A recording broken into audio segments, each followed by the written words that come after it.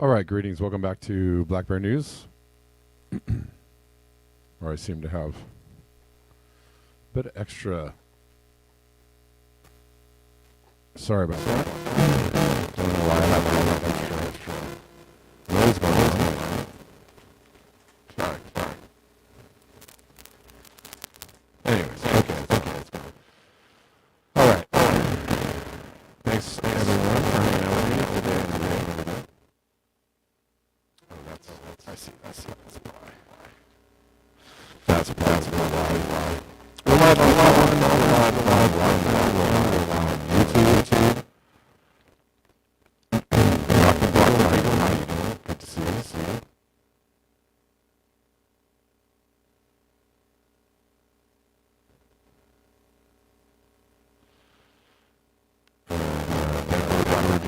Dropping links, as always. Thank you. Severe crack. Sorry, guys.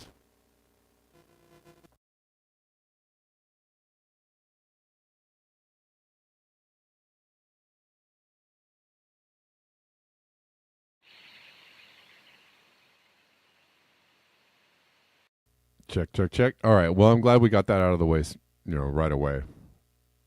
Sorry. Thank you for letting me know. Should be better now. It's weird. I thought the crackling days were over. All right. Thanks for letting me know. All right. Thanks for hanging out with me every day on these internets.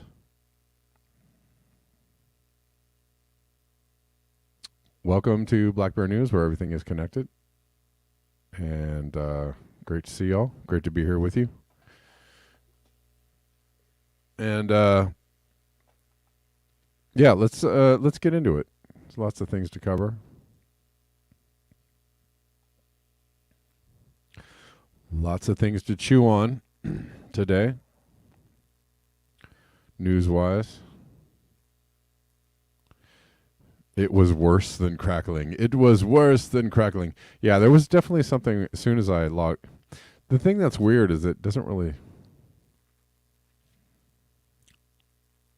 indicate what the sound is until I'm actually in the show. So it's hard to know. Well, it's better now, which is good. All right, from Steve Austin. We'll just go through some of these stories here. Or items, I guess, if you will. So many folks say we're never going to quit having cars, so at least they should be electric. And he says, how about this? From Salon, in a post-car future, is a post-car future actually possible? Experts say yes. Here's how we could get there. Cool. Here's how we could get there. I love when people say, here's a roadmap.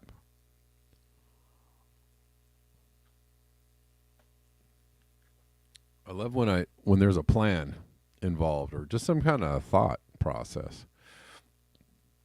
A car-free society would be more equitable, more efficient, and less polluted. Here's how we could get there. If you live in the United States and commute to your job, there's a 91% chance that you do so via a personal vehicle, meaning a car. While that is certainly an extreme level of car dependency, and it is, Americans are hardly alone in their affliction. In Cyprus, 85% are dependent on cars as their main transport mode, although the European Union as a whole has an average of 47%, which is a lot lower than 91%. Reasons for high car dependency range from poor infrastructure planning to policies that deliberately favor roads. Yet the United States is particularly notorious for its over-reliance on cars, a trend that can be traced back to America's central role in introducing those machines to the world and its own government's pro-car policies, particularly creating the interstate highway system in the 1950s. There is a price for all this car usage, of course. For one thing, roughly 17% of global greenhouse gas emissions come from automobiles alone. Building road infrastructure means felling trees and destroying wild areas. Asphalt, also high emissions material, with which most roads are paved, generates its own organic aerosol pollution, according to a Harvard study. The same asphalt that keeps cities hot at night in the summer, raising air conditioning costs in places like Phoenix. Worse, some American cities, land use consists of as much as 14% asphalt thanks to poor planning and low density. If we want to live on a habitable planet in 100 years, humanity cannot keep building cars and roads at the same pace that we have been. Environmentalists have been advocating for a shift to public transit and walking or bicycle-oriented city planning for decades, and yet in the United States, the necessary social and infrastructural paradigm shift clearly isn't happening. Of course not. Of course not. As evidenced by how car-dependent we remain. Is a post-car future actually realistic or a mere pipe dream? Surprisingly, experts with whom Salon spoke say that it isn't a utopian fantasy. There are ways, clear ways, we could transition humanity to a car-free or at least car-light existence without compromising on other quality of life facets. The most obvious path to a post-car future is investing in energy-efficient mass transit. Of course, that has already happened in cities like New York, where a minority of residents drive cars to work. Public transit requires much less energy than driving around in our cars, but still requires substantial energy. Dr. Kenneth Gillingham, professor of economics at Yale University of Environment, told Salon the trick to lowering carbon emissions, of course, is making sure that most of the energy used to power transit comes from, green energy. We're going to talk about that. While most energy generation in the United States comes from fossil fuels, that is slowly changing. Should the energy for public transit come from fossil fuels, which at least some of it would, then there would be some increases in emissions that would offset the emission reduction. It's a little tricky, isn't it?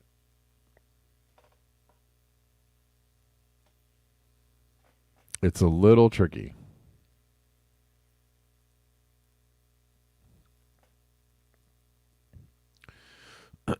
Should the energy, let's see. Yet experts say it would not be impossible, it's not impossible, to create energy-efficient mass transit systems that, by not significantly adding to greenhouse gas emissions on their own, would reduce climate change as it replaces widespread automobile use. Dr. Lewis Fulton, Director of Energy Futures, program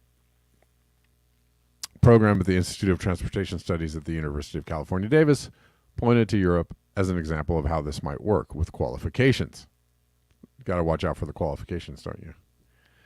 If there was efficient mass transit so that everyone can sort of theoretically get around, I would say that this is pretty close to what is in place in Europe. And true. And there are some cities in the U.S. Where, the mass transit is very well done. It doesn't mean that people still don't love their cars. So you're going to have to do something about it. It's probably, unfortunately, not going to be about being able to be a choice. At some point, you're going to have to eliminate the choice part. I'm sorry, I know that sounds very like, what are you talking about? They're going to take away your personal vehicles. You'll own nothing and be happy. Oh my God.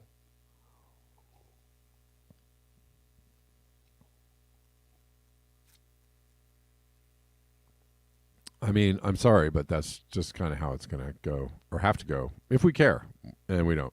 So it's not going to go that way. There you go. Europeans have managed to maintain a functioning society despite using cars far less than other Americans. Yet Europe is still an imperfect example because even there, automobiles are so ubiquitous that they still consume a large chunk of transportation time.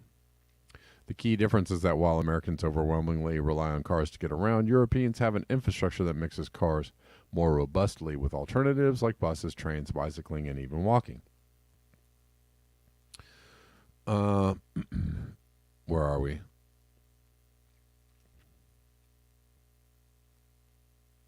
As such, Fulton noted that the environmental situation in Europe is much better than in America because Europeans rely less on cars, which suggests that there are lessons from their experience.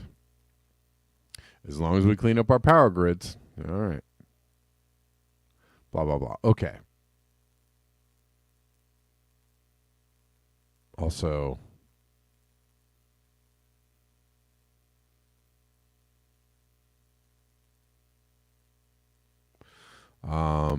cars are racist in this article. I mean, maybe not. I don't know.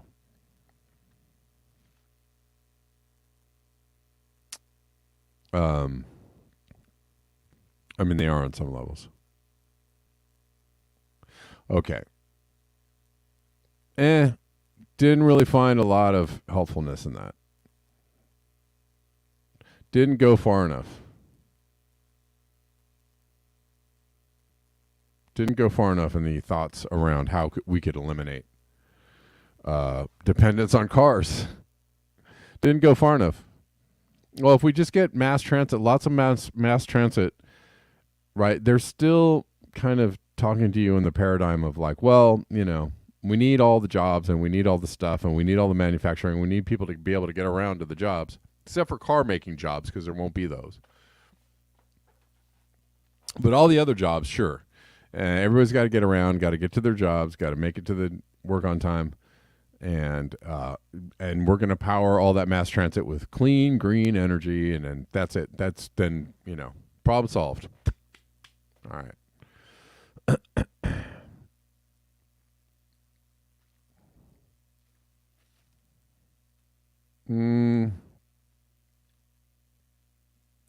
Not so fast. Where are we at?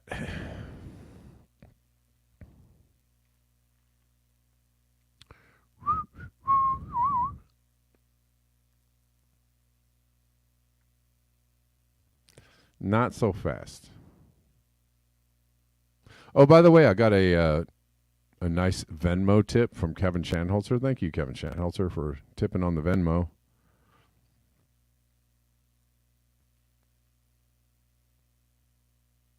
This is from The Guardian.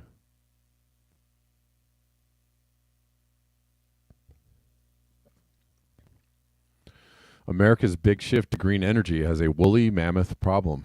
Transmission lines in the U.S. need to be increased threefold, but faces pushback from fossil conservation and green groups. America's renewable energy drive needs more than 1 million miles of new transmission lines. 1 million miles. But emerging resistance includes opponents worried about building them in one of the country's richest areas of Ice Age fossils. The Green Link West project would build a 470-mile-long transmission line bringing clean electricity north of Las Vegas to Reno, Nevada, but it cuts through an area containing everything from woolly mammoth tusks to giant sloths to ancient camels. Well, isn't this also the area where people are resisting a lithium mine too? Man, the incursion from, green energy building projects is coming from everywhere. And if you don't think that also impacts the biosphere or nature or how nature is able to operate in a natural way, I have a bridge to sell you.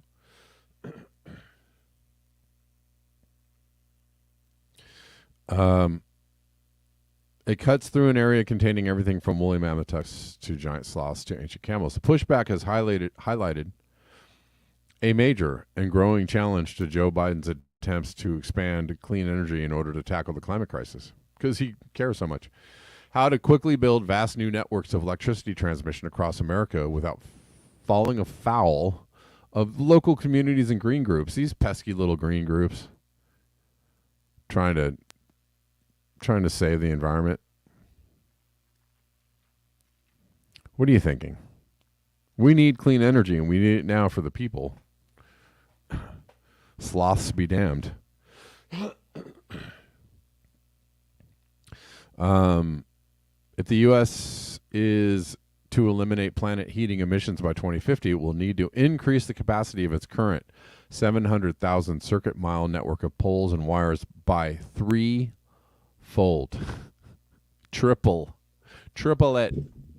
Sorry for the bump. Triple it. In order to electrify key components of everyday life and shift intermittent wind and solar energy to areas where the sun isn't shining or wind isn't blowing. The nascent stages of this gargantuan effort, the scale of which hasn't been seen since the U.S. built out its highway system in the 1950s, is already facing opposition from various conservation groups. locals and fossil fuel interests from New England to Arizona. Transmission is contentious because it's long, it's linear, so it affects a lot of people, said Jessica Wilkinson, North America Renewable Energy Team lead at the Nature Conservancy. We are seeing local concerns being raised, and they are growing as these projects increase in size. It's all new to people.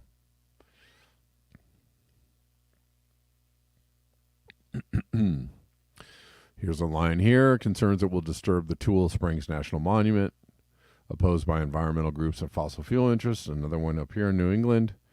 Conservationists worry about the impacts on the San Pedro River Basin. This other line here from New Mexico to Arizona.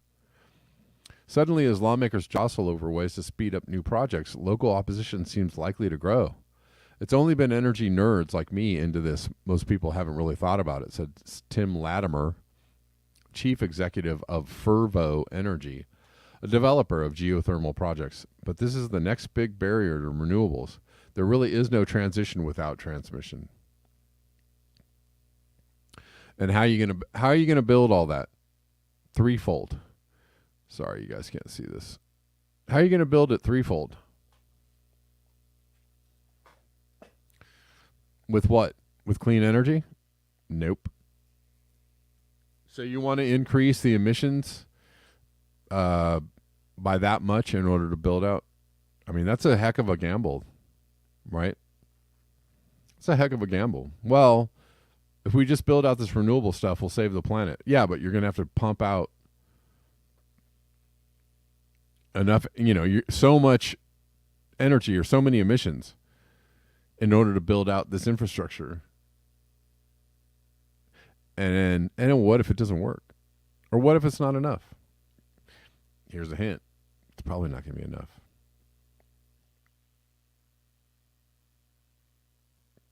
Maybe we could do without the infrastructure. Maybe we could do with less. Maybe we could think of other ways to spend our time besides commuting to #bullshit jobs. Maybe we could grow our own food. Maybe we could live, all of us, a much lower energy lifestyle by radically shifting the way we live on this planet. No? We can't do that?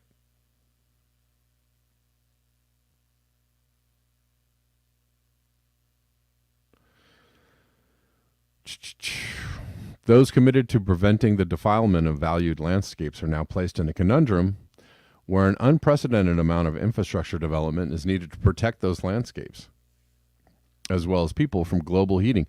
And that's, this is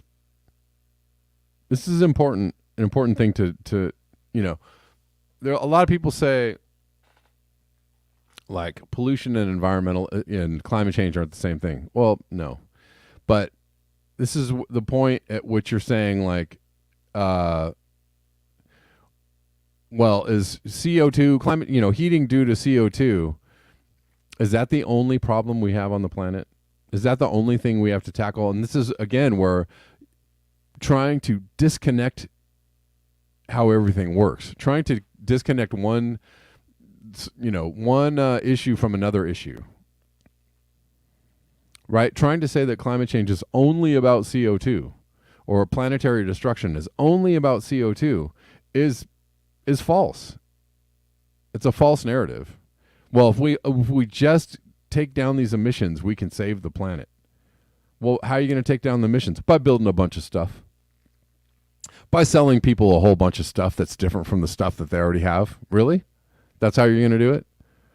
That's an absolute piece of nonsense. And, if you look at the entire issue of planetary destruction or biosphere destruction or, whatever you want to call it, climate change or global warming, it's not all just about CO2. It's about it's all the same. Pollution, emissions, environmental destruction on a huge scale. By what? All the humans trying to get all the things and do all the stuff. Trying to, raise all the trees so we can grow more soybean and more meat, trying to mine all the lithium so that we can make more electric cars. That is planetary destruction. That is, adding to the sixth mass extinction. That is, it's all one big thing. It's all one big ball. You can't separate the two, or the three, or the four.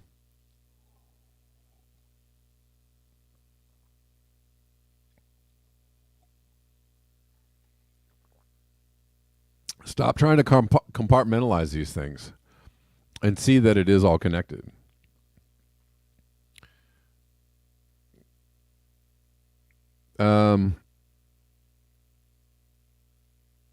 Those committed to preventing the defilement of valued landscapes are now placed in a conundrum where an unprecedented amount of infrastructure development is needed to protect those landscapes as well as people from global heating. Ridiculous. Sherry Grothier, president of the Protectors of Tool Springs Fossil Beds, said that she is very concerned about the climate crisis, but that she wanted federal authorities to come up with an alternative route for Greenlink than slicing through the Nevada monument, which could disturb fossils that are hundreds of thousands of years old.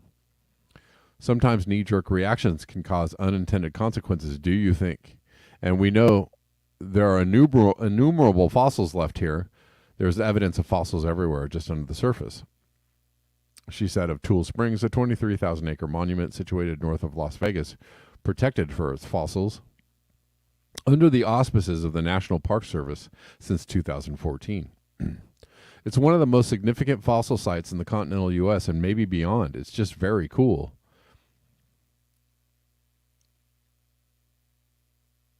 For developers of renewable energy projects, however, the lack of transmission capacity is a major headache. Even as clean energy projects have gathered pace, turbocharged by last year's $370 billion in climate spending via the Inflation Reduction Act, they face frustrating waits to be connected to a fragmented, congested electricity grid.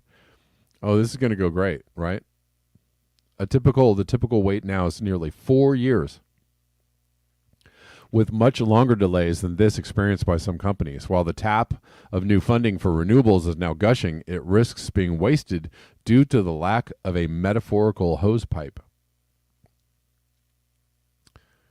The U.S. Department of Energy has said there is a pressing need for new infrastructure, with California alone needing to add more than $9 billion worth of new transmission to avoid rolling power blackouts as wildfires and other climate-driven disruptions mount.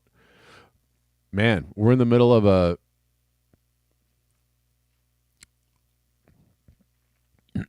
anyways, you get the idea. We're in the middle of climate breakdown. And, what we need to do is just build a whole bunch of stuff real quick. And that'll surely stop it in its tracks. What do you think? What do you think? Real quick, guys, great way to support the show. These are the most direct and appreciated ways by yours truly to support the show. Venmo at Kevin Sandblum, Cash App at Red Llama Music, Buy Me a Coffee at buymeacoffee.com at Black Bear News. Also Patreon at Black Bear News is great too. You can also super chats, greatly appreciated on YouTube. Also Rockfin tips, greatly appreciated.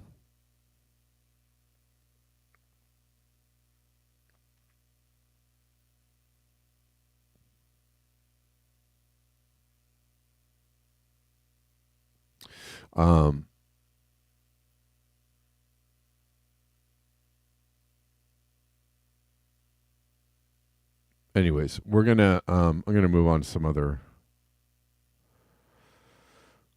stories. Let's take a call real quick from Phantomas. Let's hope the sound works out for us. I think it will. Phantomas, are you there? Oh, it should be working, but hold on. Try again. Is it working now? I hear you. Yes. Okay. What's going on? My only my only commentary on all of this is probably what's going to happen is the AI world is going to create us the perfect environment, and we're never going to know the reality of what's happening outside. That's what I think is going to happen. Uh, Chat GPT and all of the AI generators and the whatever reality that they want to print up in the next 10 or 15 years is going to be the reality that we see, not the reality that's I think that's their hope, right? That they can create yeah. a virtual world quickly enough. I mean, we already kind of live in a virtual world, right? There's a lot of people. We can. I mean, I used to talk about this a lot, but like the reason why people can believe there's no climate change is because we cleaned up all the smog choked cities, right? People don't live in clouds of smoke anymore. It used to be easy to convince people that, maybe we should be worried about the environment when they were living in filth and trash and breathing in lead, lead laced smog fumes all day long, right? We used to come home from being outside and have a massive headache, because you were breathing in all the smog. It was easy to convince people that that we were screwing up the environment, but we cleaned all that up, and now people live in air conditioned, wherever they live, houses, basements, garages, looking at their phone, looking at people on their phone, telling them that there's no climate change, right? And they never go outside except to get into their air-conditioned car and go to their air-conditioned job. So we already live in a virtual world where you can create your own reality and not even like have to go outside and go, oh, geez, something is wrong out here. You know what I mean? Yeah, I know what you mean. I think that as we're approaching more and more of the critical mass moment of what do we do? What do we do? It just seems like there's a more of an open-ended question, and then there's just a bunch of mulling around, and we make steps here and there, but we're not willing to make the overall sacrifice, and it goes back to that. So if the elites are not willing to make the sacrifice, and I just read an article that they're trying to pin John Kerry for saying something about small farms and climate change, because he said we need to do something if it continues on. And I guess he implicated the farming industry in somewhat with small farms. But the thing is that it always comes down to the people that are going to sacrifice are going to be us. Right. You're right. You're right. Yeah. Absolutely. And then it never gets to that bigger issue of all of the other people that are going to sacrifice. No, it's just going to be you. Right. And that's the larger problem. So if the elites get away with it, I guess I'm bringing up this question. If the elites keep getting away with it in terms of what they want to do, have their hedonistic lifestyles, how are we going to sell that to the larger American people? That's the question. I don't know. No answers for that one. I'm not sure. Because, I was kind of mentioning something about, having to really make some rules about people having cars, right? But you have to apply those rules evenly, right? People are not going to, by choice, give up their cars, right? You're not going to provide a bunch of infrastructure, mass transit infrastructure, and go like, hey, guys, you want to use this instead of your car? Most people are going to be like, nah, I'm good. I'll take the car. I like my car. So you're going to have to, on some, if you really are concerned about this, and I'm speaking hypothetically because we're not really all that concerned about it, and nobody's really going to do anything about it. But if we were to be at that point where we were like, well, Jesus, H. Cristo, we're going to have to do something about this. We're going to have to take cars out of people's hands. Well, you're going to have to do that for the wealthy too and the powerful. It can't be a, we're going to limit how many cars you can own, but all these very wealthy people they have a bunch of loopholes, and they can skirt the law. They can own a car and register it, all over the planet, so that they can own several cars, and they only have one registered in their state, right? The wealthy will find ways around that, and so you're going to have to be able to stick it to them just as badly, if not worse, than how they're going to stick it to us.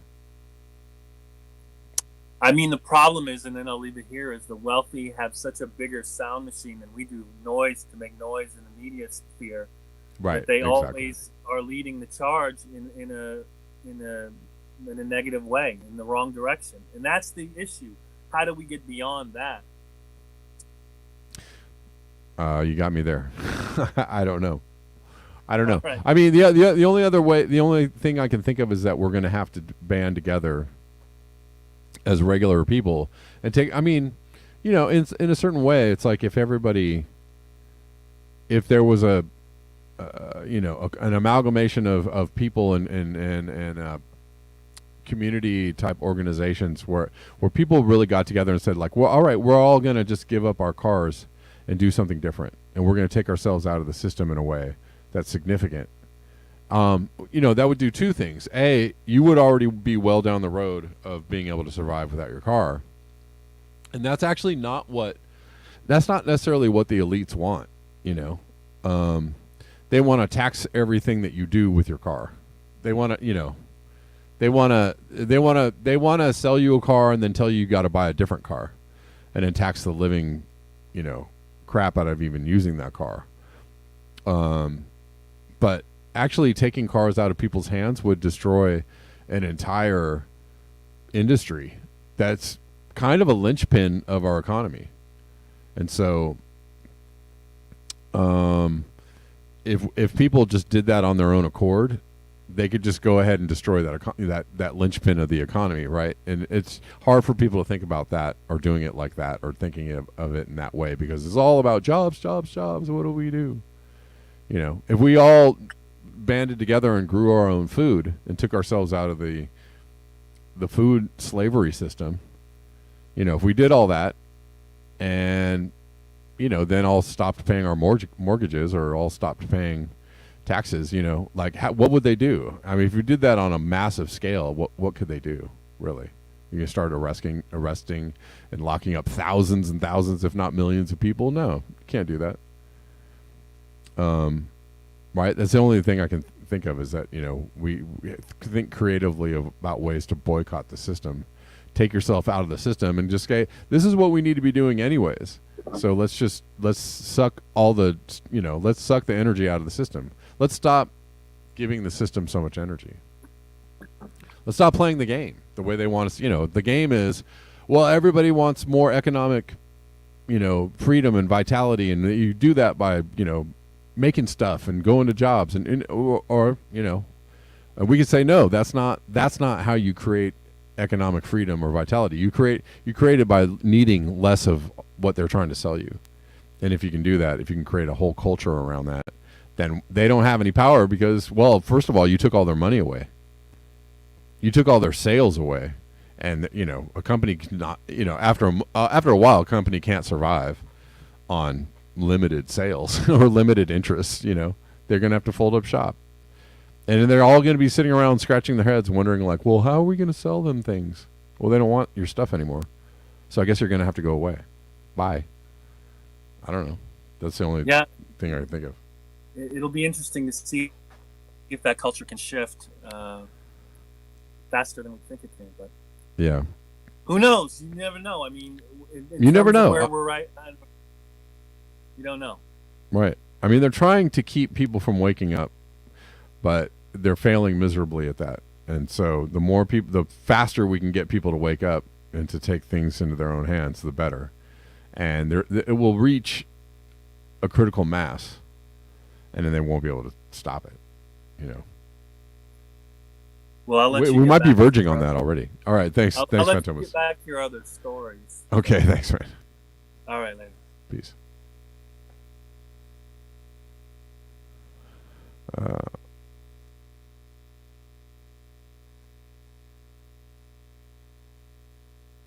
Carnal Nature says communes on Colin.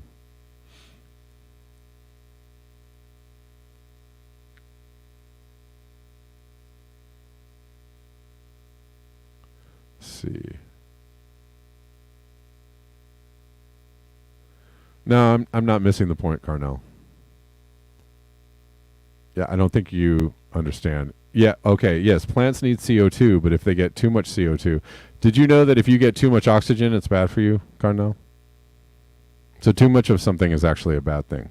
Yes, right? You can't if you put too much fertilizer on your plants, they'll die. So that's you don't I don't think you understand how that works. So, I don't know. Just letting you know. All right, what's up? Cardinal, how you doing? Actually, I understand it quite well. Okay. Give it to me. What do you think you know? Oh, well, it'll take a lot more than you have time right now to transfer that knowledge. But there's nothing to worry about with regards to the climate. Period. Really? Yes. What do you think's happening? Our Wait, hold on, Carnot. I want you to answer me a couple of questions. Where are the glaciers going? Where's the Arctic ice going? Why are there so many floods happening all the time? Is there so much drought happening all the time? What is going on with the weather? Why are the insects disappearing? Do you Answer actually me. want Answer. answer Me. Yeah, answer it. Go. You're going to dogpile me with questions. Go ahead. Answer it. How about starting with one? Mm-hmm. Pick one. Glaciers. Where are the glaciers going? They're melting. Yeah. Why are they melting? Because since we left the last ice age, the planet and the atmosphere has been warming. It's called a thawing process from a glacial maximum. Are you familiar with that term?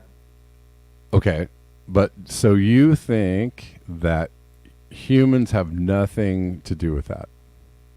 So this is natural warming. You think it's pretty natural fucking arrogant to think that humans are causing that. What do you mean arrogant? I don't understand what you mean. You think it's arrogance that humans have caused destruction on the planet? Do you think that we're polluting the planet? Okay, you're just putting words in my mouth. Cardell, do you think that we're polluting the planet? Are we polluting the planet? Do we hurt the planet by pollution? Define pollution. All kinds of pollution. For too many fertilizers, too much microplastics, endocrine disruptors, spilling hydrogen. Whatever. What was it? The train spilled. Lots of things. Okay. Right. There were chemical spills, but that happens. That's just not one incident. It happens all the time.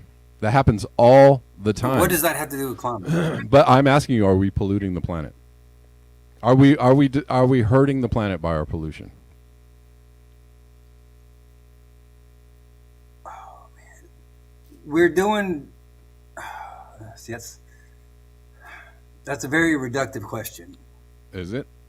It's just a question. It doesn't have It's to be not that reductive or anything. I'm asking you: are we hurting the planet? Well, you're also inferring that the planet has feelings. Okay, Cardell, I appreciate your call, man. I really appreciate it. I gotta go because I got some other stories to cover. But thank you for calling in. I appreciate it. All right, well, keep fucking. Oh, missed the last one. Darn it. I tried to entertain it for a moment, but he didn't really have much to say, did he? Basil Peterson, thank you for the super chat. Basil Peterson says 8 billion people pooping in their nest is not a good thing. Probably not a good thing. I tried to see, if you got something good for me, let me know. If you got like a real answer, then let me know. But if you don't know what you're talking about, maybe you should re-examine what you're thinking about or how you think about it. I don't know. It was painful, Jazz Farm. It was painful on many levels. All right. California lawmakers block bill making oil companies liable for some health problems. And what the poster says is Democrats, Republicans, none of them care about you. Right? California lawmakers. In California, we have a Democratic supermajority, and we have for many, many years. And do they still love the fossil fuel industry? Yes, they do. They indeedly do.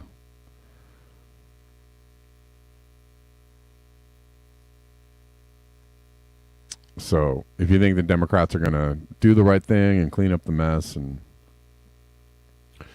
and they love you and they love you, I don't think you know anything about the Democrats. Let's keep going.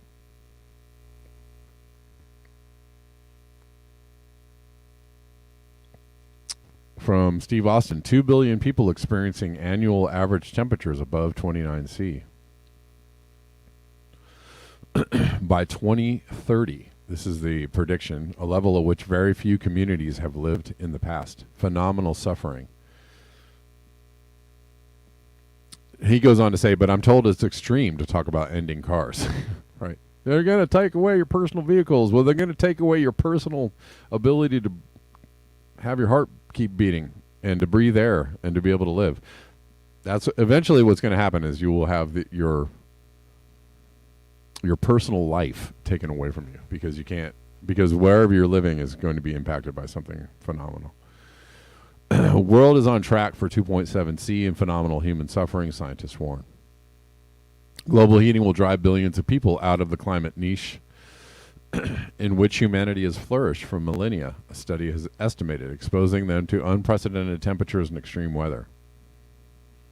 The world is on track for 2.7C of heating with current action plans, and this would mean 2 billion people experiencing average annual temperatures above 29C by 2030, a level at which very few communities have lived in the past.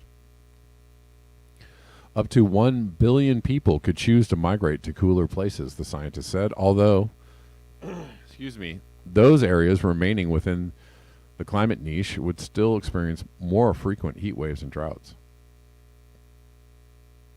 However, urgent action to lower carbon emissions and keep global temperature rise to 1.5C would cut the number of people pushed outside the climate niche by 80%. Okay, but we're gonna do it. We're gonna give it. That's it. That's all I have for this article. There's a big push. We're gonna save ourselves from 1.5C, according to that article. And hopefully, reading that article will make you feel better about everything, and everything will be fine. So hope we can do it. Go humanity. All right, we're going to switch gears because we only have about 15 minutes left in the show today.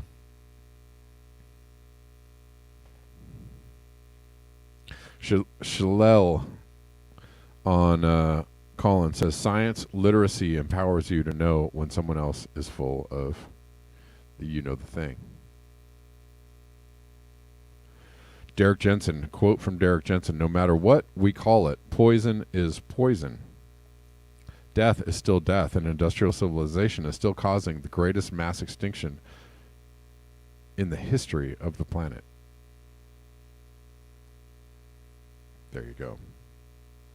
It's true story. It's an unfortunate story. It's not like something. I wish it weren't so. I wish we could do things in a smarter way.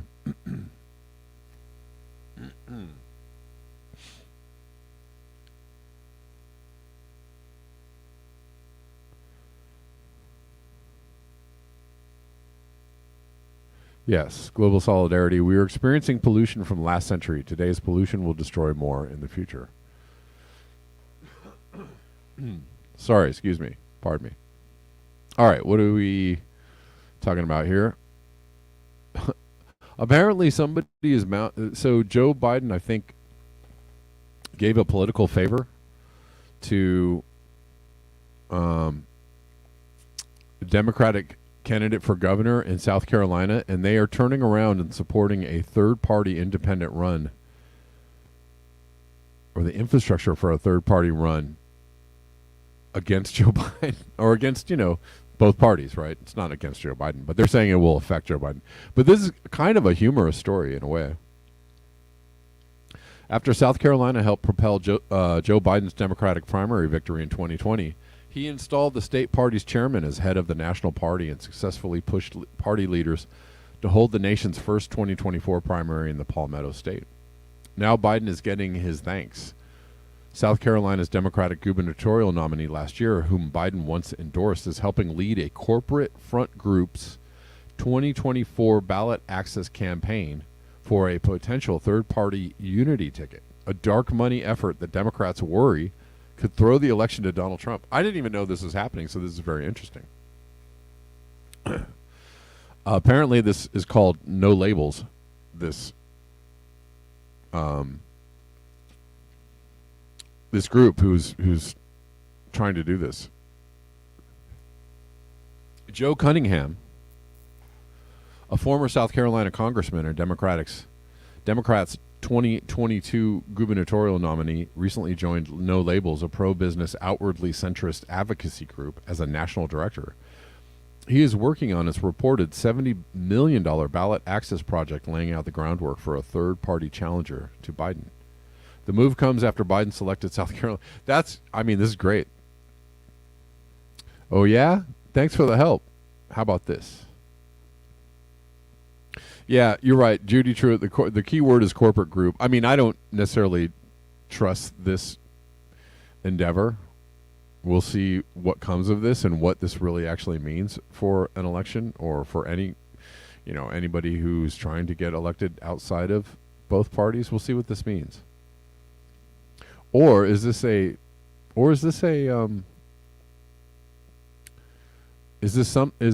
kind of a, I don't know what you want to call it,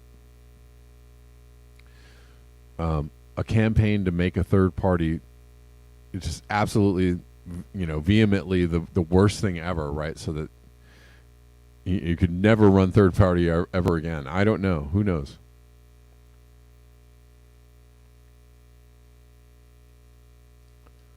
But the Democrats are worried about this effort, that it could undermine Biden's prospects of re-election. Oh my. How do you know that it wouldn't undermine Trump's prospects? Is every third party against affecting the Democrats? No, absolutely not.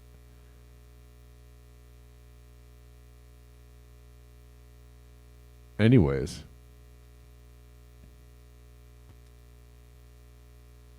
Cunningham said he is now helping lead No Labels campaign to create America's first dark money ballot line in preparation for a bipartisan third-party unity ticket, which would feature one Democrat and one Republican, or two independents. What's interesting about this is that there's been a lot of people saying there's going to be this unity ticket in 2024. It's going to be like Tulsi Gabbard and, someone else, Ron DeSantis or something. Good prediction. Just like Republicans, Democrats continue to push away moderate voters, Cunningham wrote. Voters in the middle, whether middle left or middle right, have virtually no voice and no representation in Washington. That's assuming that Democrats are far left and Republicans are far right. And here's where the problem with this is that both those parties are far right. So you're going to end up appealing to people who are actually left. You're not going to appeal to people that are, anybody who's really against any of the policies that are pushed by Washington right now. It's going to appeal to a more left-wing audience, not to a right-wing audience. Because both parties are right-wing. They're already extremely right-wing. So you'd push policies towards a moderate to left base. Anyways, I find that I find it interesting. I mean, and we'll see what happens. So far, No Labels has secured ballot access in Alaska, Arizona, Colorado, and Oregon. The group's ballot access plan is generating controversy at the state level, most prominently in Maine. Maine Secretary of State Shenna Bellows recently sent a cease and desist letter to No Labels, arguing that its canvassers may be misleading voters in their attempts to persuade people to put the No Labels party on the ballot. Numerous Maine voters have complained to municipal clerks that No Labels organizers never informed them signing their materials meant enrolling as members of the No Labels party. Wow. So, I mean, it doesn't necessarily sound like a great thing, but we'll see. We'll see. Man, we have really run out of time very quickly here. There were a few other things I wanted to cover, but I believe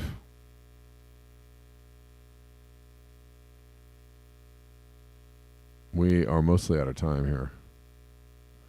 We'll talk about this from David Sirota for a moment.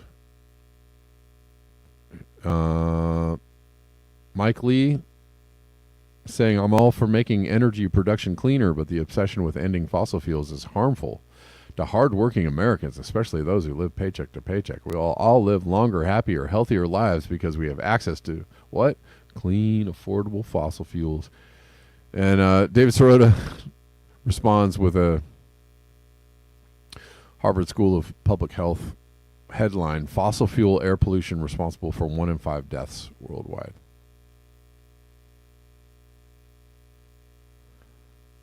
I don't know about that. All right. Mike Lee is a senator for Utah.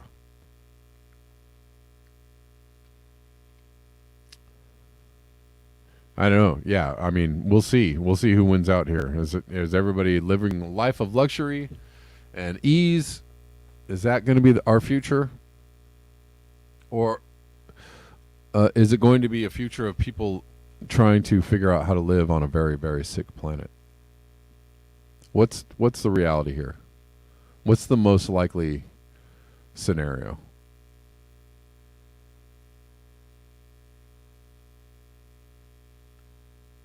Rockfinners, what's up with you? How you doing?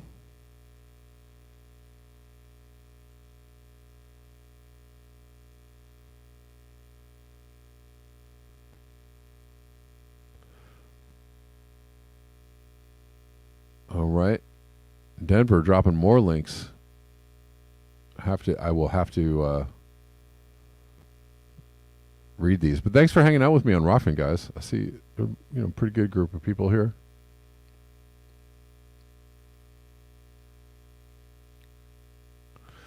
Dreg Guy says pollution is rampant and has been since civilization.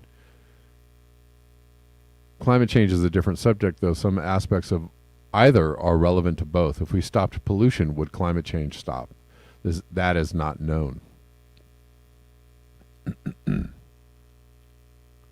Denver says, train conductor, next stop, wet bulb temperatures.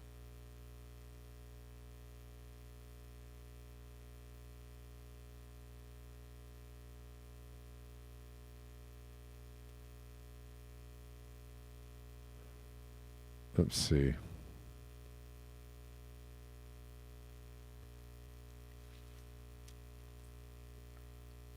Just reading through some of these comments here on Rockfin.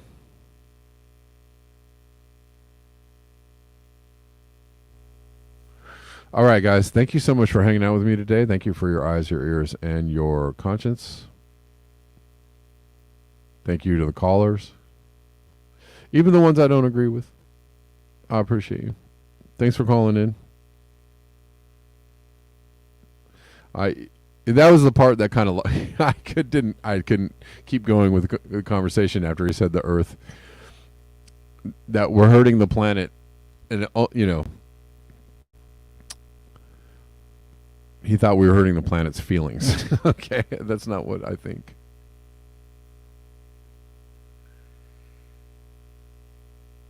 But it's going to hurt our feelings a lot when the planet starts not being able to care for us in the way that we are accustomed to. We're going to have a lot of feelings about that.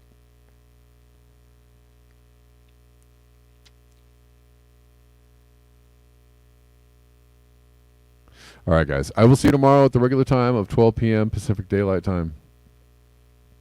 And thank you all for hanging out with me today and every day on the internets. And thank you to all the supporters. And until next time, peace.